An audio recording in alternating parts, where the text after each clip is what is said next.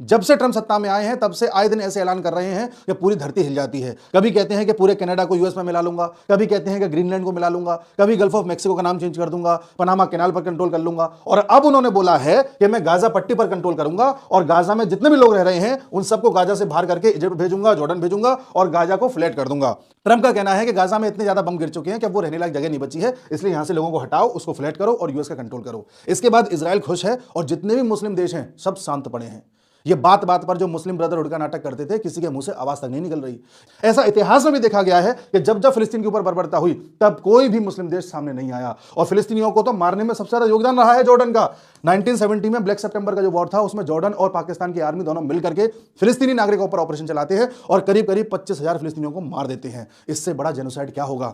वहीं ट्रंप के आने से सबको इस बात की दहशत है कि आज तो ट्रंप कह रहे हैं कि मुझे ये चाहिए, कल कह रहे हैं मुझे वो चाहिए, परसों क्या कह देंगे इसका कोई अंदाजा नहीं है। और इतना ताकतवर देश है यूएस कि इसके खिलाफ आप कुछ बोल भी नहीं सकते। कुछ दिन पहले यूएस ने बोला था कि जितने भी इलीगल माइग्रेंट रह रहे हैं सबको यूएस से बाहर करूंगा, और यह भी बोला था कि अगर यूएस में रहकर के आपने फिलिस्तीन के पक्ष के ज्यादा नारे लगाए तो तुम सबको उठा करके भी अपने देश वापस भेज दूंगा। यूएस में रहना है तो कायदे से रहोगे। ये होती है ताकत। हमारे भारत को कभी भी इस तरह की ताकत बनने नहीं दिया गया। समय समय पर कुछ ऐसे एजेंट्स आते रहे जो हमें सेकुलरिज्म का पाठ पढ़ाते रहे। कभी कहते रहे कि एक गाल पर थप्पड़ मारे कोई तो दूसरा आगे कर दो, कभी कहते रहे कि हमें सॉफ्ट पावर से आगे बढ़ना है। सोचिए भारत अगर हार्ड पावर में आगे चल रहा होता तो आज पीओके भी हमारे पास होता, अक्साई चीन भी हमारे पास होता।